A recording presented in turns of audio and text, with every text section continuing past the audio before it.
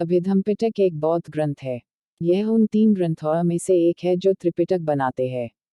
इस ग्रंथ में विश्लेषण युक्त देशना और धार्मिक व्याख्या संग्रहित है। 1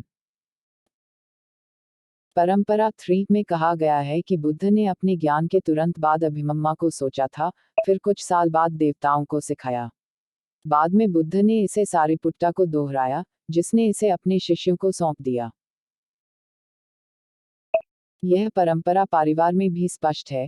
विनय पिटका के बहुत देर से फोर्ट जो बुद्ध की प्रशंसा की एक अंतिम कविता में उल्लेख करती है कि इस सबसे अच्छे जीव शेर ने 3 पिटकों को सिखाया। 5 हालांकि विद्वान आमतौर पर बुद्ध की मृत्यु के बाद 100 से 200 साल बाद तीसरी शताब्दी ईसा पूर्व के आसपास कुछ समय पैदा करने के लिए अभिमन्यु कार्य करते हैं। इसलिए 7 अभिमन्यु कार्यों का आमतौर पर विद्वानों द्वारा दावा किया जाता है कि बुद्ध के शब्दों का प्रतिनिधित्व न करें, बल्कि शिष्यों और विद्वानों के उन लोगों का प्रतिनिधित्व न करें। 6 रूपर्ट गैथिन ने हालांकि कहा कि अभिमन्यु पद्धति के महत्वपूर्ण तत्व शायद बुद्ध के जीवनकाल में वापस आ जाएंगे। 7 ए के वॉर्डर और पीटर हार्वे दोनों ने मटका के लिए शुरुआती तिथियों का सुझाव दिया जिस पर अभिमन्यु किताबें आधारित हैं।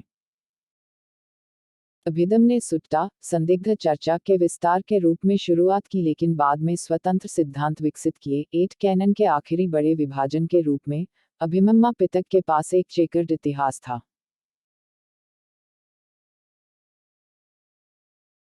इसे महासंघिका स्कूल संदिग्ध चर्चा 2, 9 और कई अन्य स्कूलों संदिग्ध चर्चा द्वारा कैनोनिकल के रूप में स्वीकार नहीं किया गया था।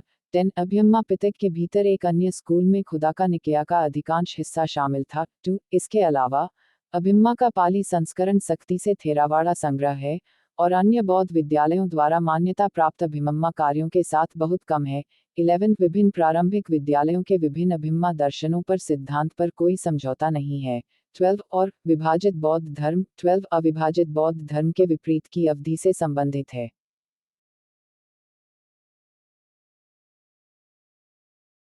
पाली कैनन के शुरुआती ग्रंथों में अभिमन्यु पिटक के ग्रंथों का कोई उल्लेख नहीं है।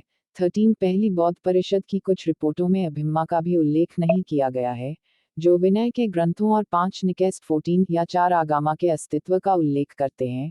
हालांकि यह ध्यान दिया जा सकता है कि आदरणीय सारिपुट्टा पहली परिषद में होने से पहले अभिमन्यु में सबसे पहले बुद्ध के पास पारित किया गया था। उद्धरण वांछित 15 अन्य खातों में अभिमन्यु शामिल है। 16 सर्वास्तिव विद्यालय के अभ्यर्थ पिट के विपरीत थेरावादी अभिमन्यु पिटक में औपचारिक सिद्धांतांकन अनुपस्थित है और धर्मों की औपचारिक स्थिति का सवाल एक महत्वपूर्ण मुद्दा बना हुआ है।